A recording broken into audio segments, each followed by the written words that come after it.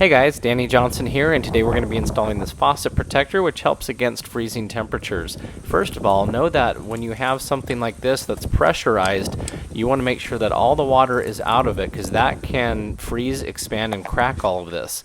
So first we're going to disconnect this and make sure that all of the water is dumped out, and that will also protect our hose from splitting.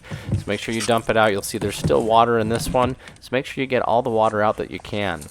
Next, we're going to show you a different view here on flat stucco. Sometimes these don't fit over the top, so you just get a flathead screwdriver, take out the screw that's in the middle, and you can take the handle off.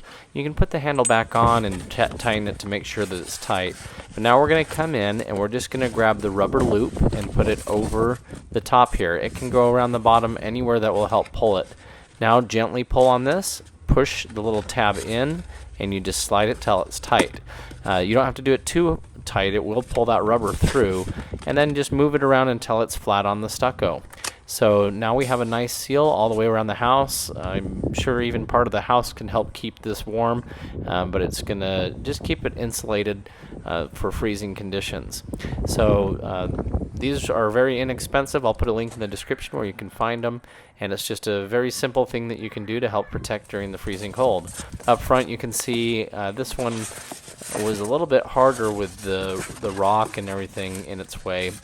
We could still kind of squeeze this in here and make it work, and maybe even taking the handle off the front of the house would have been good too. But as we would, I just looped it around the front here, anywhere where it can really grab and pull. But as you can see, putting this one up, it did leave a little bit of a gap. So even as I tighten this down by pushing that in, this you might want to put some other rags or some other insulation back in the side here so that it is useful. So anyway, thanks for watching. Please check the video description for other videos that I've made that are similar to this. And if you're new to the channel, feel free to subscribe. Thanks, guys.